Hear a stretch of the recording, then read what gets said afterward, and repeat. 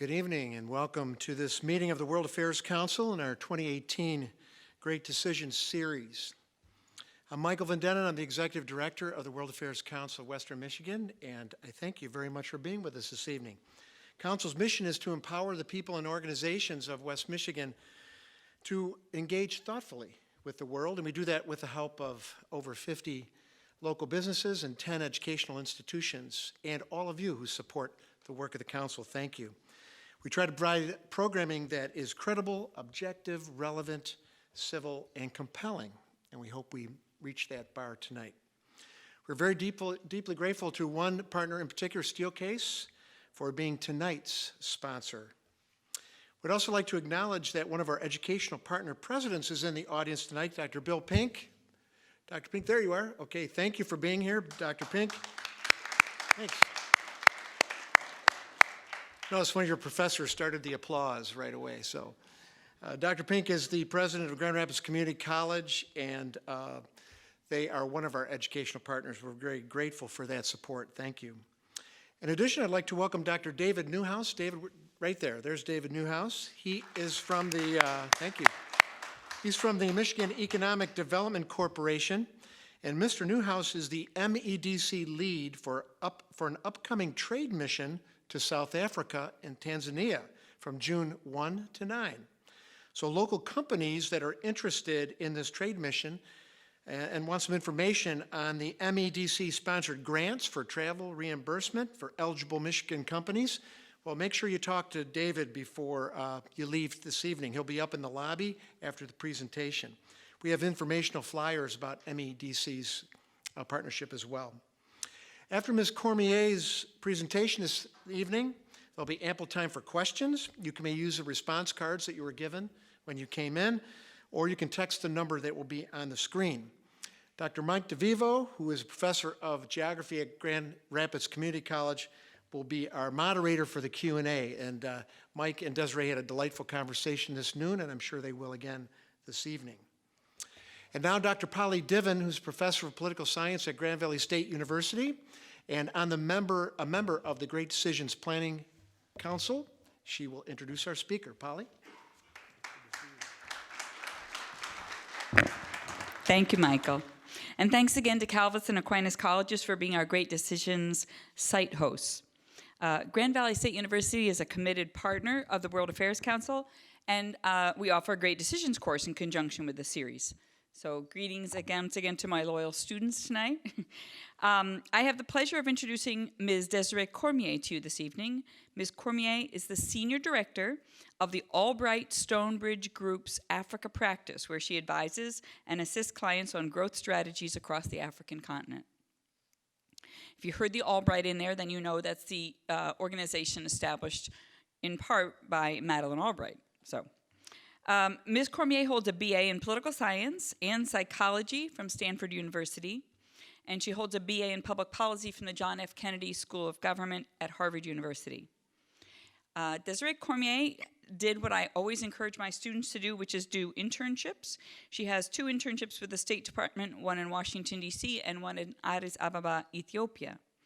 In 2009, Ms. Cormier joined the U.S. State Department as a Foreign Service officer. In this role, she served in Tijuana, Mexico. I think that was in the consular office, and then in Pretoria, South Africa, and in Washington, D.C. From 2014 to 2015, she was the Africa Union and Multilateral Affairs Officer in the Bureau of African Affairs, where she focused on facilitating engagement with partner countries and organizations on areas of mutual concern. Ms. Cormier is the recipient of 4 Department of State Meritorious Honor Awards and the Thomas R. Pickering Foreign Affairs Undergraduate Fellowship. She was chosen to participate in the 2015 International Career Advancement Program sponsored by the Aspen Institute and the University of Denver for highly promising mid-career professionals in foreign policy. Ms. Cormier currently serves on the Advisory Council of Global Kids, an educational nonprofit aimed to inspire underserved youth to pursue careers in public policy and global affairs. Her presentation tonight is titled, South Africa at a Crossroads, Implications for U.S.-South Africa Relations. Please join me in welcoming Desirée Cormier to West Michigan. Thank you. Thank you very much, and thanks so much for the warm welcome. It's my first time in Michigan, and I'm humbled by the warmth of the people I've met so far, and I'm honored to be here tonight. Let me start off by saying this would have been a very different discussion with a very different tone if we held this event in December or any time last year. That really was when South Africa was truly at a crossroads. One path represented a continuation of the status quo, which many would say was heading in the wrong direction, and the other path represented what many would describe as a return to the ANC's core values. So what happened in December? The ANC, the African National Congress, held its party conference in December to elect the next cohort of its leadership. Why does this matter? It matters because the ANC is the party of Nelson Mandela. It's the party that successfully toppled the apartheid regime, even though it was banned in South Africa. And it's the party that has governed South Africa since the advent of democracy in 1994.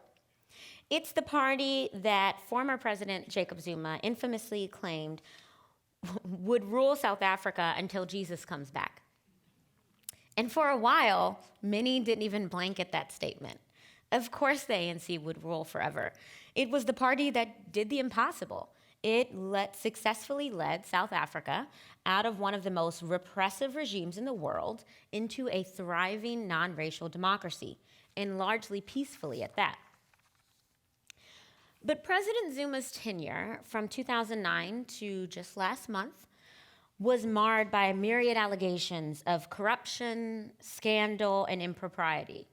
And it was marked by anemic economic growth. In fact, South Africa technically entered a recession under President Zuma, a series of credit downgrades, and a decline in investor confidence, and I would also say a decline in the US bilateral relationship. Zuma faced 9 votes of no confidence in Parliament before he finally stepped down on Valentine's Day this year. Some of the scandals he survived include rape acquittal. In 2006, he was charged with raping a much younger HIV-positive woman. 783 corruption charges related to a 1999 arms deal when Zuma was deputy president that were dropped immediately before he won the 2009 elections. Notably, the National Prosecuting Authority just announced on Friday that it was going to reinstate the charges against Zuma. Zuma's use of taxpayers' money to the tune of $23 million, US dollars, to upgrade his rural home in Kandla. He was ordered to repay the government a mere $600,000 of that $23 million. In Guptagate, Zuma came under perhaps the most fire for his connections to the Gupta family, an influential family of businessmen from India that reportedly secured government tenders to siphon off billions of government dollars and even influenced ministerial appointments. And then Zuma's sudden firing of the finance minister. First Minister Nene in December 2015, replacing him with an unknown legislator with no relevant experience, reportedly due to Nene's refusal to sign off on the very expensive and very controversial nuclear deal. Nene's sacking caused the rand to plummet and sparked such an outcry that Zuma was forced to remove the new minister and reinstate Pravin Gordhan, who is the well-respected minister who previously served as finance minister. Then, Zuma fired Gordhan in March 2017, which further undermined investor confidence and caused 2 international ratings agencies to downgrade South Africa's credit rating to junk status. For years, Zuma survived all of this. He was seen as untouchable, as Teflon. Indeed, his Zulu name, which I will not even attempt to try to pronounce, means, I quote, "the one who smiles while grinding his enemies." And it seemed as though the party of Mandela had truly lost its course and indeed its moral authority, not only in South Africa, but internationally. And we started to see the impact on this during the 2014 national elections. My former boss, Ambassador Patrick Gaspard, tells this beautiful story of when he was an election observer during the 2014 national elections. He saw a young man in what's known as the uniform as the opposition party on the left, the Economic Freedom Fighters. They wear red berets and red overalls, even in the parliament. And he saw a young man dressed in this uniform, and he approached the young man and he said, "Sir, do you mind if I ask you why you are not supporting the ANC, given its history and the role that it's played in bringing in as the liberation party of South Africa?" And the young man beautifully said, "I can't eat history. I can't feed my daughter history." And I think that gets right to the point of many of the voters who now no longer feel this personal connection to the ANC. For the first time, voters who were born after 1994, this generation is known as the Born Frees, they don't have that same intimate connection to the ANC as the party that successfully led them out of apartheid. They want to see results. What are your policy priorities? What are you going to do for me? And with an official unemployment rate of 27% and an unemployment rate that exceeds 50% for young blacks, the ANC can no longer rely on its history to attract voters. And we really saw that in 2016. For the first time since 1994, in the 2016 local elections, the ANC lost control of all of the urban centers in South Africa, with the exception of Durban, which is in KwaZulu-Natal, KZN, which is where President Zuma is from. So it lost Pretoria, the capital, Johannesburg, the commercial capital, and Nelson Mandela Bay, which I think is the most ironic.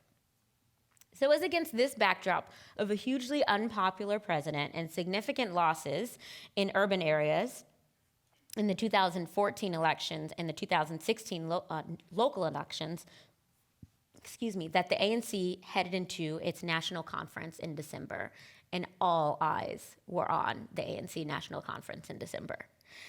There were two front runners to succeed Zuma: his deputy, Cyril Ramaphosa, and Nkosazana Dlamini-Zuma.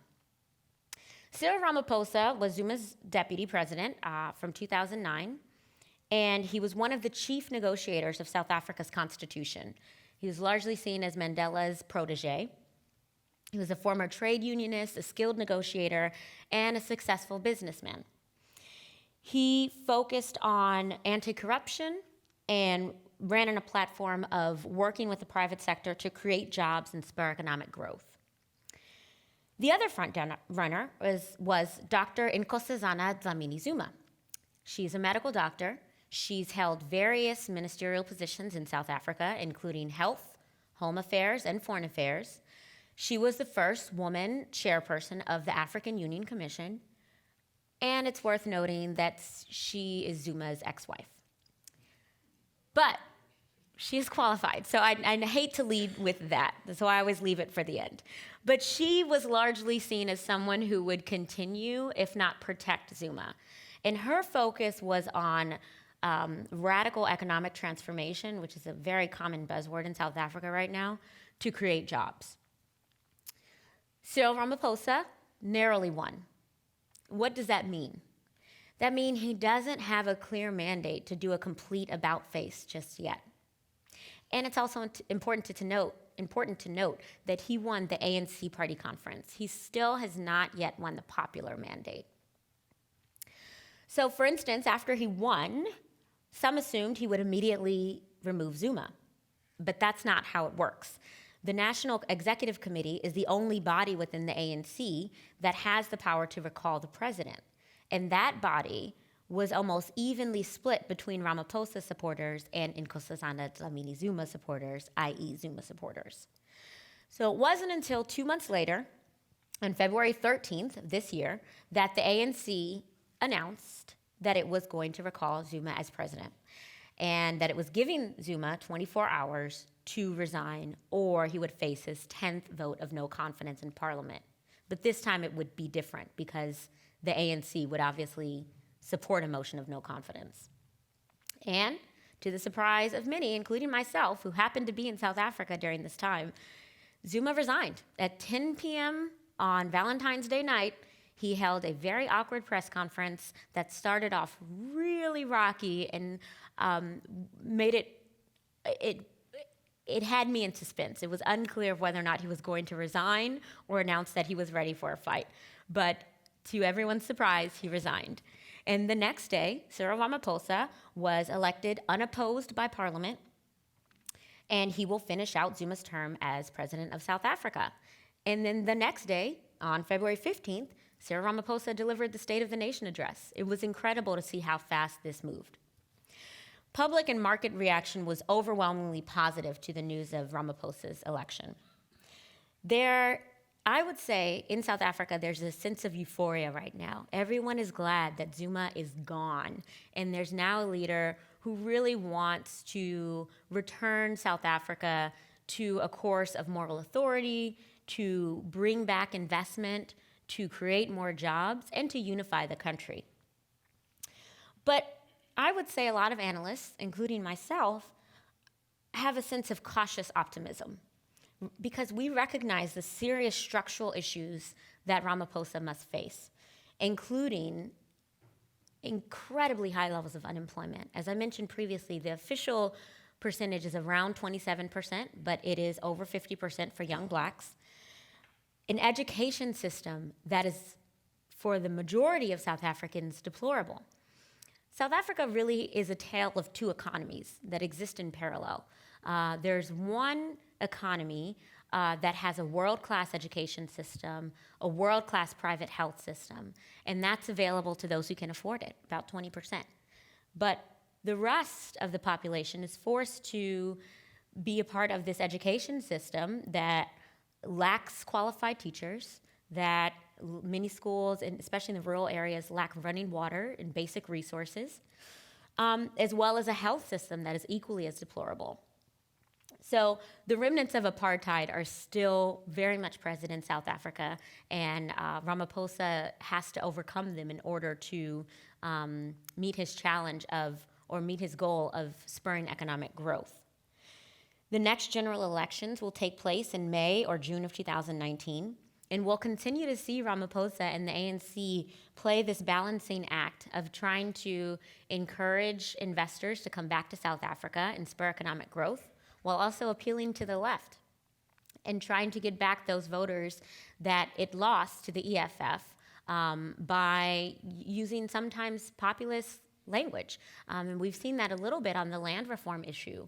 But it's interesting to note that although the ANC under Ramaphosa has agreed to a constitutional review of the land reform issue to consider expropriation without compensation, it's important to note that Ramaphosa has always said that it must not impact economic growth, it must not impact agricultural production, and it must not impact food security. So that puts a lot of constraint on the expropriation without compensation. And I'd also just want to remind you of the strength and the process of South Africa's institutions. Just because the ANC announced that it would support a consideration of expropriation without compensation doesn't mean that it's going to take place tomorrow. And for this reason, I highly doubt that South Africa will go the route of Zimbabwe. For a couple of reasons. First of which is Ramaphosa's primary objective is to grow the economy. And they saw what happened to their neighbor when Mugabe went the route of whole-scale expropriation. And they don't want that to happen in South Africa. And then secondly, it's important to note that South Africa is a constitutional democracy, not a parliamentary democracy. That means everything the government does is constrained by the Constitution. So the government is now beginning a review of the Constitution, and if it does go forward with that process, it will be a lengthy process and a consultative process, because thanks to South Africa's experience of transition out of apartheid and their emphasis on consultation and negotiation, they don't do anything without consulting all stakeholders. So it will be a process that I think will take into account the impact it will have on all members of society and the private sector. So what does this all mean for the U.S.-South Africa bilateral relationship? Overall, I think Ramaphosa's victory bodes well for our bilateral relationship. He seems genuinely interested in attracting greater Western investment, and he seems more open to partnership with the U.S. on issues of mutual concern, including expanding cooperation on health, education, and trade. However, I think it's worth addressing the elephant in the room. The Trump administration does not even have a policy towards Africa, let alone a policy towards South Africa. We do not have a permanent assistant secretary for African affairs at the State Department yet. We do not have a U.S. ambassador in Pretoria. That post has been vacant now for over a year, which is particularly damning in a place as protocol conscious as South Africa. And to my knowledge, no one from the U.S. government has called Ramaphosa to congratulate him on his victory and to express the U.S. government's desire to partner on issues of mutual concern. And I think that's a real missed opportunity on our part. That being said, the career diplomats at the State Department and our mission to South Africa at our embassy in Pretoria and our consulates in Cape Town, Johannesburg, and Durban continue to ensure that the bilateral relationship between our two countries remains cordial. And I can attest that the U.S.-South Africa private sector cooperation is vibrant. So I'll stop there, and I guess I'll have a conversation with Mike.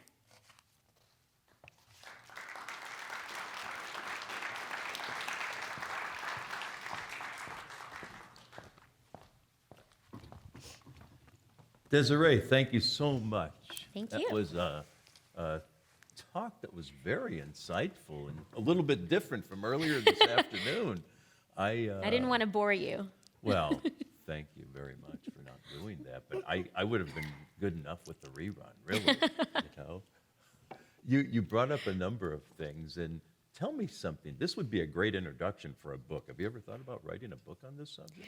No, though I do regret not keeping a journal from my time in the Foreign Service because there were so many great stories, especially during my time in Tijuana working with arrested Americans, but also during my time in South Africa because I was there for 2 presidential visits by President Obama. First was part of his Africa tour. He visited 3 countries on the continent, and then he came back a couple months later for Nelson Mandela's funeral.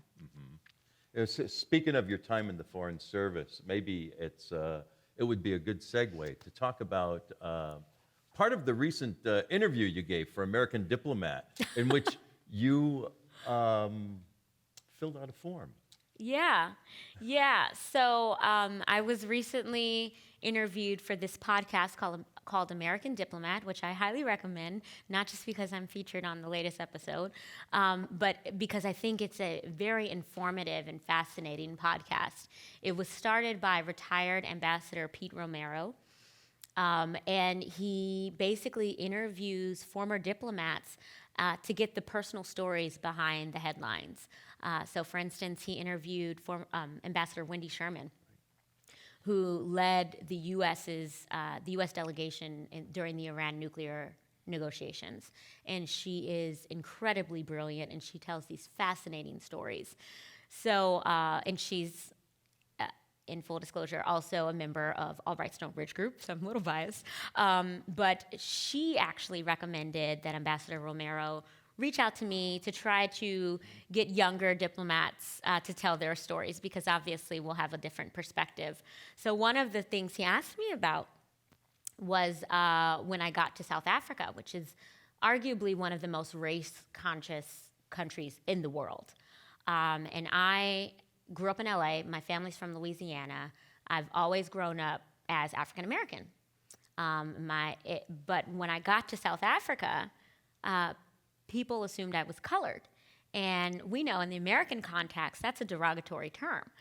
So I remember one of my first experiences at the embassy in South Africa was going down to the health fair that they happened to have and filling out a form and giving the form to the lady. And one of the first questions on the form was race, because there everything is racialized. Like, you can't have a conversation without someone asking your race if it's not obvious. So I handed her the form, and she handed it back to me and said, "You made a mistake." And I said, "Where?" She said, you checked black by accident." And I said, "No, that's what I am." And she laughed at me. And, I am used to people not immediately knowing what I am, but when I tell them what I am, they don't laugh at me. So I said, I don't know what's so funny, but I'm black. And she said, "You're not black. Look at my skin and look at your skin. Look at my hair and look at your hair, blah, blah, blah." And I stopped her and I said, "Well, that's the beauty of being black. We come in so many different shades." And she said, "No, you're colored." And I said, "Excuse me, I'm not colored." So there was a lot of very awkward interactions, especially for my mother when she came to visit, because she was born in the 50s. So being called colored has a completely different connotation for her.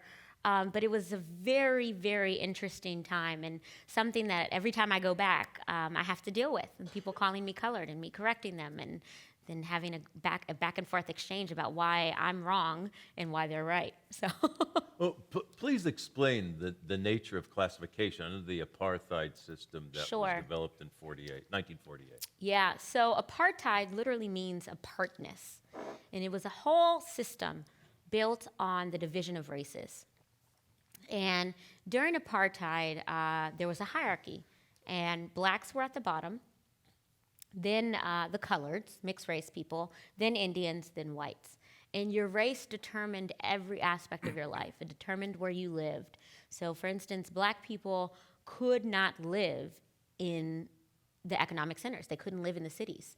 They were forced out to townships, many of which are still thriving today. Unfortunately, the government really hasn't been able to overcome this spatial aspect of geography of apartheid, just because it was so endemic. It was a geographical separation of the races. Literally geographical separation. So blacks had to live further out, then coloreds, then Indians. And transportation was very difficult. Transportation was extremely difficult and continues to be very difficult today. It's not uncommon for a black South African, lower or middle income, to have to spend 2 hours each way on their commute to work, and to spend a significant portion of their income on transportation. And they recently opened a very impressive high-speed train called the How Train, which puts a lot of our metros to shame, but it's quite expensive. It's about $10 US to get from Pretoria to Sandton, which is like the downtown of Johannesburg. And so that's $20 round trip per day. The average South African can't afford that. Right. So, so the remnants of apartheid are also quite clear in the education system. As I mentioned, they're sort of dual education systems, with the majority of low-income black South Africans still having to attend public schools that are under-resourced and underperforming. And it's still apparent in almost virtually every aspect of life in South Africa. It's interesting because, well, it's interesting in a number of ways, but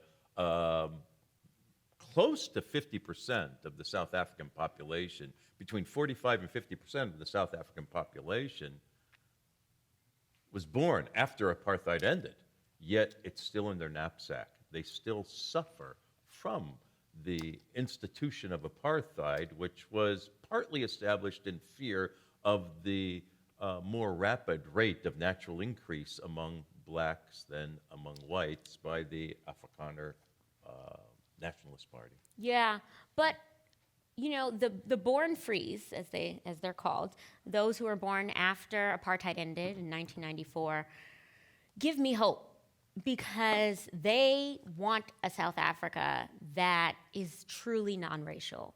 They want, like everyone else in the world, to be judged by the content of their character, not the color of their skin. They want the same opportunities. They want to have equal education, equal access to opportunities as their white counterparts.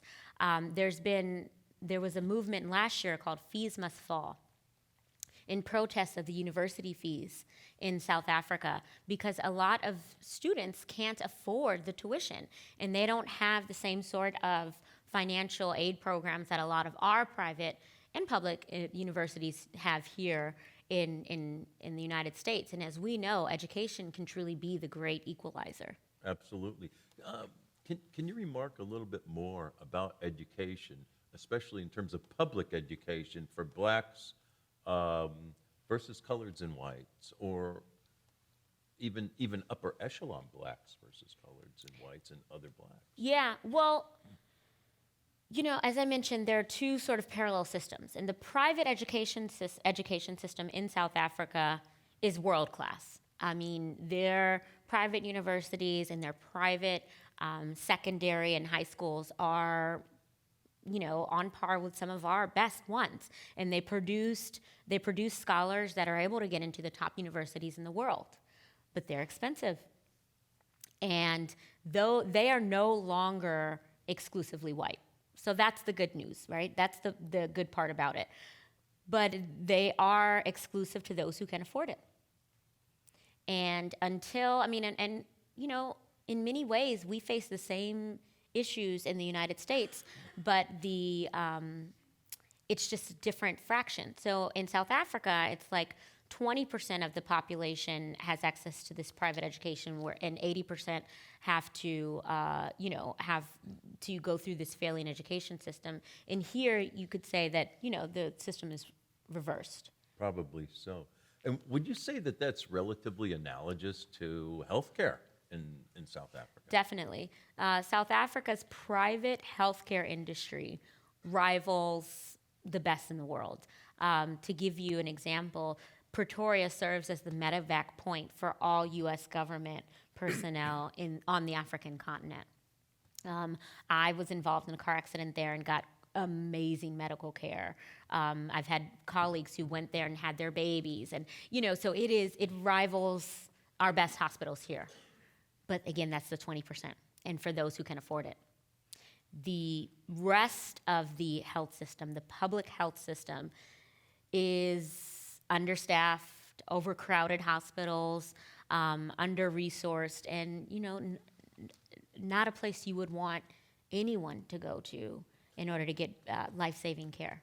Would you say that these are priorities for Ramaphosa at this point? Definitely. I mean, they have to be. You can't spur economic growth. You can't attract investment when you have such an unequal society. You have to address those structural issues. Absolutely. But it won't be easy and it won't be quick. And in essence, it does appear that much of this inequality facilitates this social injustice that began with apartheid. Yeah. And after apartheid came the beginning of some healing with regard to the Truth and Reconciliation Commission that was really fueled by Mandela and Tutu. Would you care to comment about that? Sure. I think it's one of the most remarkable things. The Truth and Reconciliation Commission forced those on both sides of the equation. So those who, sort of supported or worked for the apartheid regime and those who were oppressed under apartheid. It forced them to come together, recognize each other's humanity, and just talk about what they did. And the power of speaking about past grievances and acknowledging the hurt that you inflicted on someone and having that person sit in front of you and forgive you is incredibly powerful.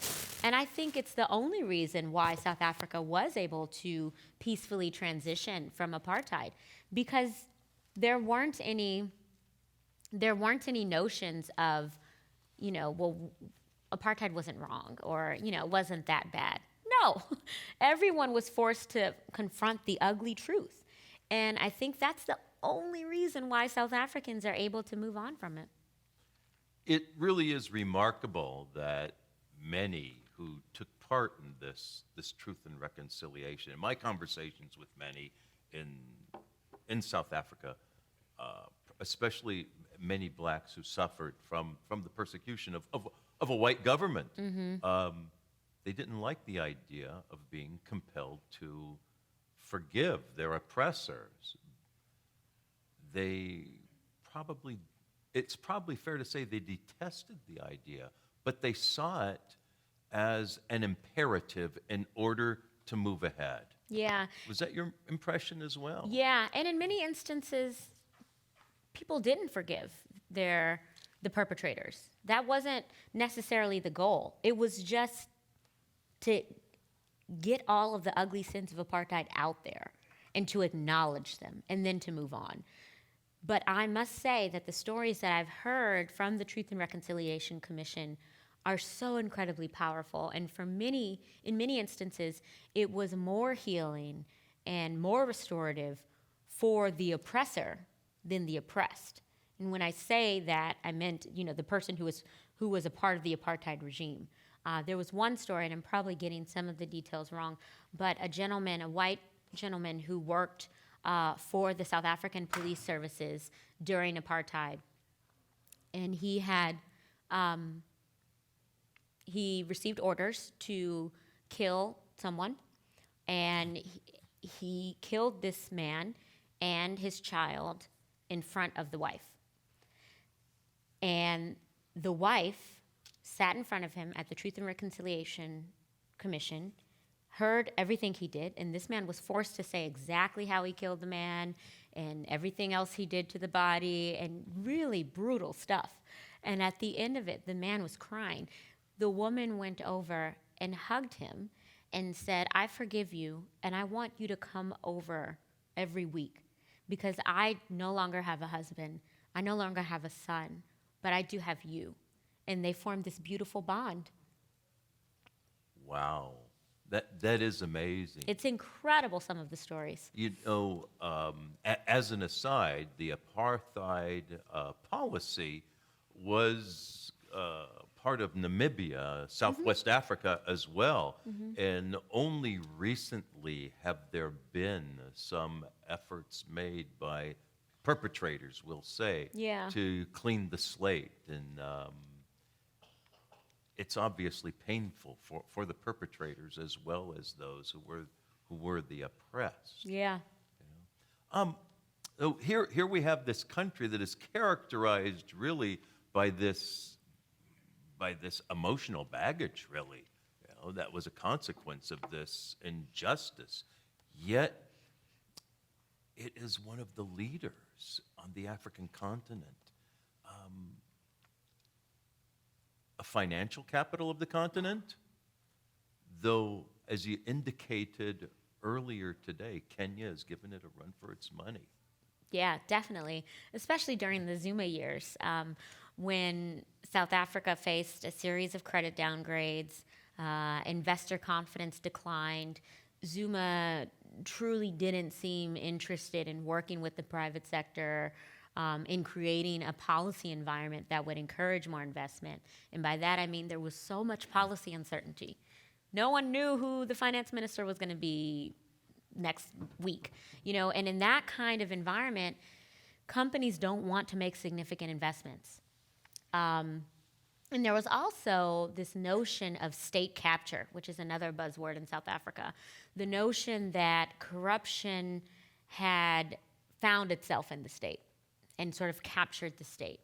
And so that was also a major issue that caused many companies to reconsider whether or not South Africa was the launch pad, should be the launch pad for its businesses across the continent. And on the flip side, you had a country like Kenya, who sort of seized this opportunity. They had an incredibly fast-growing economy at a rate of, I want to say, 5 to 6%, compared to South Africa's 0.3%. They, market themselves as the leader, as the ICT leader on the continent, calling Nairobi Silicon Savannah. And they, really tried to attract investments, not just in the ICT space, but in all spaces, and really tried to market Nairobi as the new capital for businesses' African headquarters. And to a certain extent, it worked. But Ramaphosa is now trying to get those folks back. Johannesburg, if you haven't been, South Africa's infrastructure is incredible. Many times I would think I was in a European city or a U.S. city, and Nairobi hasn't gotten there yet. No, it hasn't. No. But the infrastructure is unparalleled. South Africa's economy is the most diversified and the most mature on the continent. The Johannesburg Stock Exchange is the 4th oldest in the world. It's incredibly mature.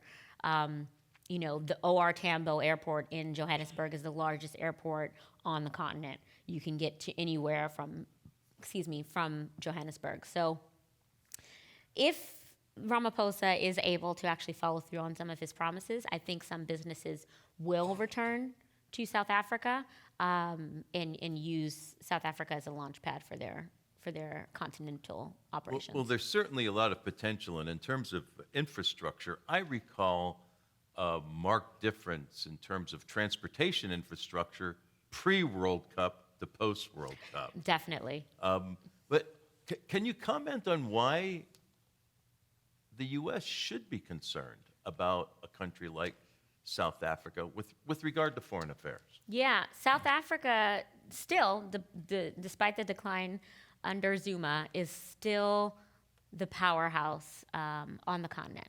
It is the economic, the political, the moral powerhouse of the continent, and it influences everything. We must remember that the African voting bloc in the UN is the largest regional voting bloc. It's 54 votes. And South Africa holds a lot of sway over those votes. And although we tend to agree, when I say we, I mean the U.S. government and the South African government tend to agree on the end goal, we often differ on the means. Because of their experience with apartheid, as I mentioned earlier, they are very much focused or supportive of consultative measures, negotiated measures to get to an end, whereas the United States government doesn't always agree with that. So we have to care about South Africa. If South Africa goes down, it would be a disaster for the continent. And it's been the stalwart in that region, especially in Southern Africa. Why would an American corporation want to invest in South Africa? For all the reasons I mentioned previously. So it's the most diversified economy on the continent. It's the most mature economy on the continent. It's easy to attract talent. If you need to have folks come from different parts of the world to live and work in South Africa, you just get them to visit one time and they're sold. The infrastructure is unparalleled.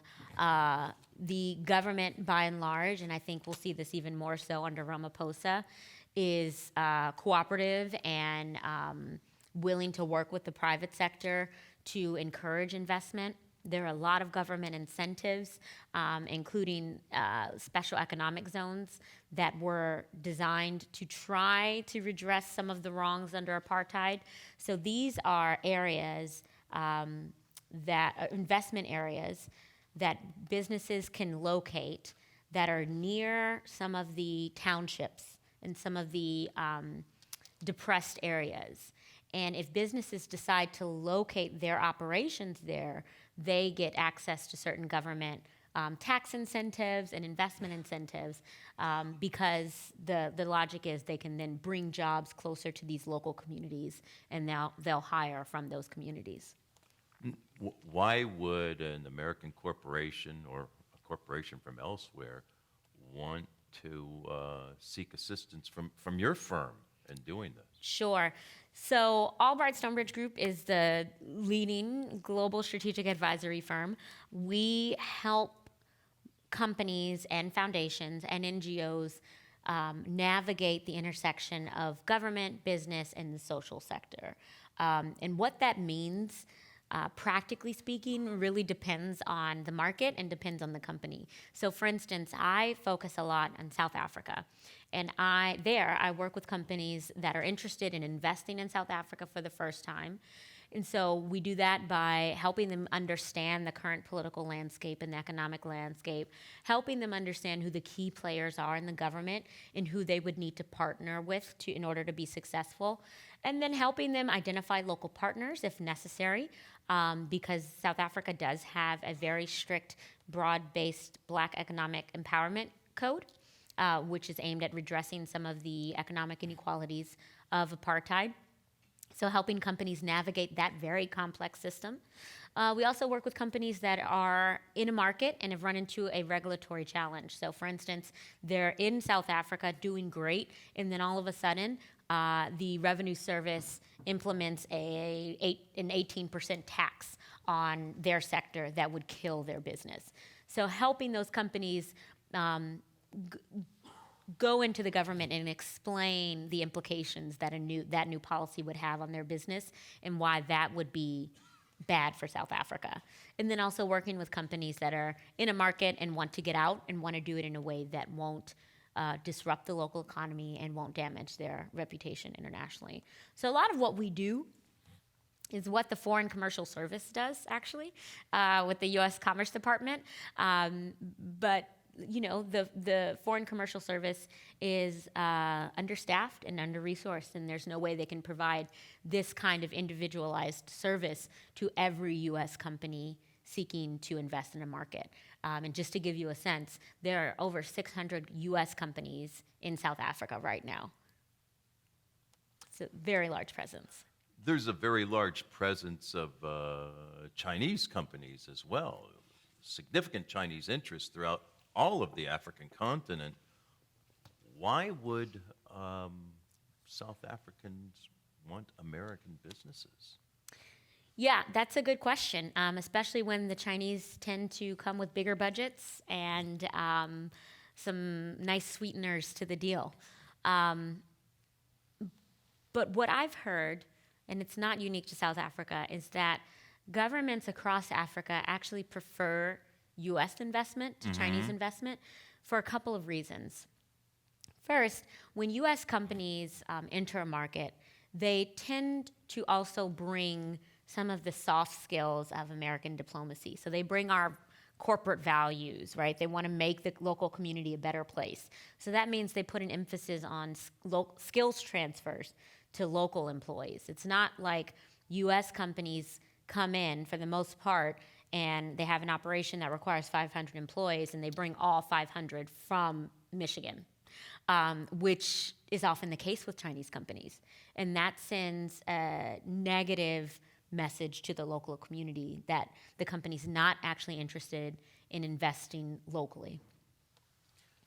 We're in an area in western Michigan that is characterized by a number of Dutch ethnics, and there's interest concerning that Dutch ethnicity in South Africa today. Do you see the Afrikaners today as still being integral members of society? And is the language, for example, still vibrant? And what role might both the Afrikaners and then the English, the white English South Africans play? Yeah, they're very much still an integral part of society. They're still in government. They're still represented in the cabinet, at the cabinet ministerial level. For instance, the Minister of Trade and Industry is a white South African. The Minister of Tourism. There are various ministers who are white, and that is one of the things that Nelson Mandela really emphasized. He wasn't fighting for South Africa that blacks could dominate. He wasn't fighting for any sort of racial domination. He just wanted an equal South Africa where everyone could have a voice. And I think, the Afrikaner influence is still very much present in South Africa. One of the holidays, the national holidays, is called Heritage Day. It's a holiday where everyone's encouraged to sort of celebrate their culture and their ethnicity, and it's now become known as Braai Day, which is essentially barbecue day because of the Afrikaner influence. The Afrikaners braai And they have, their sausages and meats and things like that. And so even the Xhosas, the Zulus, the Vendas will braai on Heritage Day. They'll all have a bit of boerewurst Exactly. and enjoy it, eh? Exactly. Do you believe there's been some reverse discrimination, though, toward any ethnic group since apartheid ended? I personally don't think so. I think there can always be claims of reverse discrimination when a group that was used to being privileged no longer found themselves in a privileged place. But that's just equality. It can feel like you're being discriminated against, but no, you're just being treated the same as everyone else. So I personally never saw any signs of reverse discrimination at all when I was there. In recent news, there's been some discussion of the water shortage in Cape Town. Yeah. Can you talk about that? Sure. And that's such a shame because Cape Town is probably the most beautiful city in the world that I've been to. So if you haven't been, it is worth a trip for sure. The water crisis really was caused by three main things. I think it was poor planning, several years of drought, and then poor crisis management on the part of the local and the national government. So the government knew for many years that it was experiencing a drought, yet instead of bringing on or being proactive to bring on additional measures of water production, like desalination plants, they sort of embarked on this really tepid, weird water conservation campaign. That consisted of things like billboards on the streets and posters in the airport that said, water is precious, conserve it. It's like, okay, sure. But there weren't any serious efforts to actually encourage water conservation. And then there was a drastic change at the end of last year when the government realized that the dams could reach critically low levels and they might be forced to turn off the taps to many homes and businesses. And that was known as the feared day zero. So then the government embarked on this sort of fear-mongering campaign, scaring people into taking 90-second showers, into not flushing the toilet until you did number 2, until doing all these really drastic measures, and having, encouraging people to, instead of washing their hands, just use hand sanitizer. And you know what? It actually worked. Residents of Cape Town got down to an average consumption of about 13 gallons a day per person in order to conserve water. And to give you a comparison, the average person in the United States uses between 80 and 100 gallons of water a day. So they cut down drastically. But it also had the unintended consequences of scaring away tourists and scaring away businesses. No one wants to go on their honeymoon to Cape Town if they can't flush the toilet. So, the government, I think, recognized that and sort of pulled back the language. In addition to the conservation measures, there also have been other measures of production that have been brought online. So the government recently announced, I think last week, that the feared day zero would not come at all in 2018. If it does come, it'll come next year. But by that time, there will be additional production measures already in place. Are there alternatives that you know about, by the way?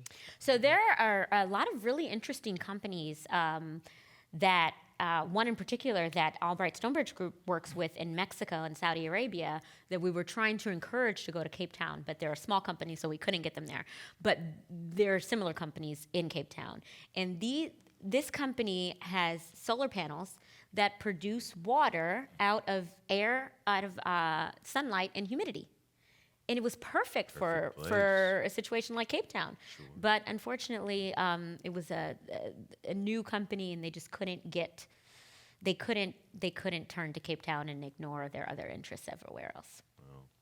The country is rich in natural resources, and it's right on the water, which is another ironic part of it, running out of water. Yeah. It's a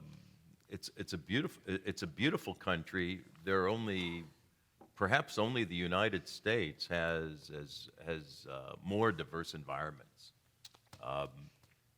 and there are many natural resources, precious metals, and even space-age alloys. Yep. Very, very important for technologies. Would you care to comment on the importance of diamonds and gold and platinum, and then these more important, at times, alloys? Yeah. So even though South Africa is rich in natural resources, it didn't suffer from the Dutch disease like many other African countries, meaning that it didn't become completely dependent on its natural resources, on its mineral resources. And I think one of the factors that it can thank for that is that it did place an emphasis on value addition. So instead of simply exporting all raw materials, South Africa was able to put in place manufacturers and industries that would add some of the value to that good and then export it. And when you do that, not only do you create jobs, but you're able to demand a higher price for the exports.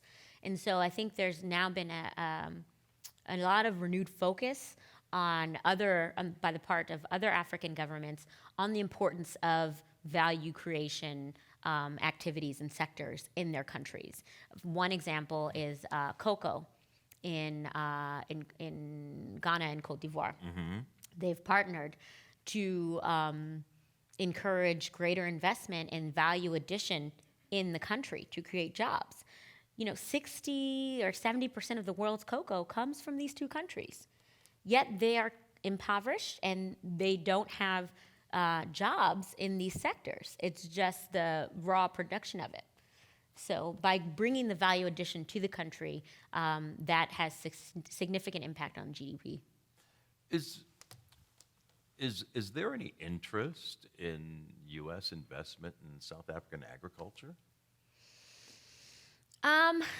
Yes, but I haven't seen any from ASG. So we haven't been approached by agricultural firms interested in investing in South Africa. That being said, agriculture represents a huge portion of the GDP in South Africa.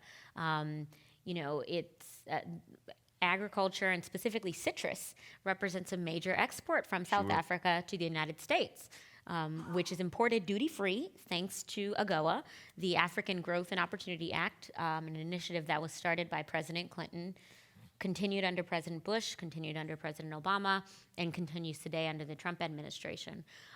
So one related note on that is that I think it's important to note that for the last several decades, Africa policy has largely been bipartisan. A lot of the key initiatives in Africa have spanned Republican and Democratic administrations and have garnered support from both sides of the aisles in the House and the Senate. It's interesting with regard to this matter of agriculture, and you're talking about American support, really. I recall seeing oranges from South Africa in an American grocery store. And it reminds me that many of those working in agriculture in South Africa are away from their families for long periods of time in agricultural, say, dormitory facilities. And here we do see a very high incidence of HIV/AIDS, where maybe 1 in 5 South Africans is infected. The rate among agricultural laborers is higher. Would you care to comment on the HIV/AIDS problem? Sure. HIV and AIDS devastated South Africa. And it was even more so devastating because at the height of the epidemic, President Mbeki at the time was a denialist. He very publicly denied the connection between HIV and AIDS. And that cost countless number of lives. And if it weren't for PEPFAR, the President's Emergency Plan for AIDS Relief, a Bush administration initiative, even more lives would have been lost. And so since 2004, PEPFAR has invested about $5.6 billion to partner with the South African government in its response to HIV, AIDS, and tuberculosis. And thanks to PEPFAR, millions of people now have access to antiretroviral treatment. Hundreds of thousands of child-to-mother transmissions have been prevented, and people are living longer. They're able to become productive members of society in South Africa. And I think when people talk about the U.S.-South Africa bilateral relationship, invariably they mention PEPFAR as a highlight. So, despite the relatively weak relations we have at this point in the current administration, lacking an ambassador, it's fair to say then that Americans are relatively appreciated. So it's important to make a distinction. The American people and the American culture, our movies, our music, are widely loved in South Africa. But the relationship, the formal bilateral relationship between the U.S. government and the South African government is not always the best. And when I was preparing for this talk, I went to lunch with an official at the South African embassy who I have a great relationship with. And I asked him to describe the relationship. And he said, "It's cordial." So, They're on speaking terms. Exactly. And I mean, I can't tell you the difference between the access and the warmth of the reception that I got once I left the U.S. government and I went back to South Africa with the U.S. private sector. We were able to get meetings. Everyone wanted to host us. They were very warm. But when I was a representative of the U.S. government, they loved me as a person, but as soon as I became an official representative of the U.S. government, my calls wouldn't get returned. I couldn't get any meetings. I mean, it was difficult. And I think part of that is because the U.S. government was on the wrong side of history when it comes to apartheid.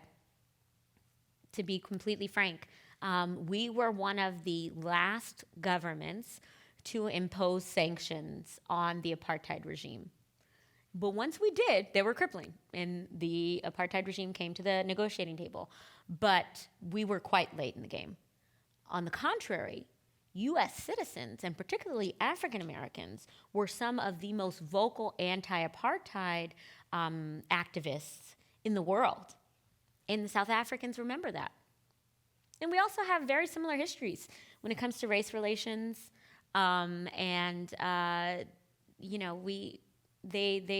do appreciate the people of America, but the U.S. government isn't always warmly welcomed. Well, and I guess it's fair to say that with Truth and Reconciliation, they made a decision to begin a healing process. With the end of slavery, we didn't. We just acted like it never happened. It never happened, and there's no reason for reparations or And no need anything. to talk about it either. No, because it's over. Everybody's Right. equal now. We're fine. There we go. Nothing to see here. We have a lesson to learn maybe from South Africa today, because those types of injustice have lingered on over a century. Yeah. It's really a tragedy that we have tolerated this in the land of the free and the home of the brave for so long, huh? I agree.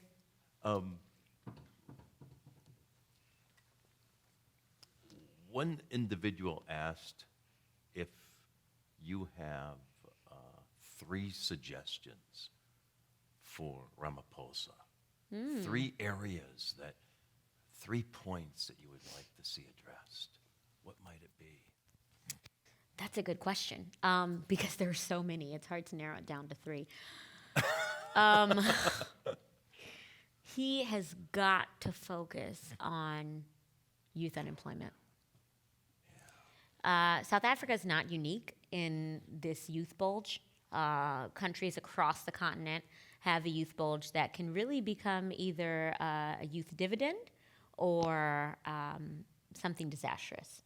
So if if governments are able to create economic opportunities for these youth and educate them and channel their energy and their talents into productive measures, Africa can be the next, it'll be the next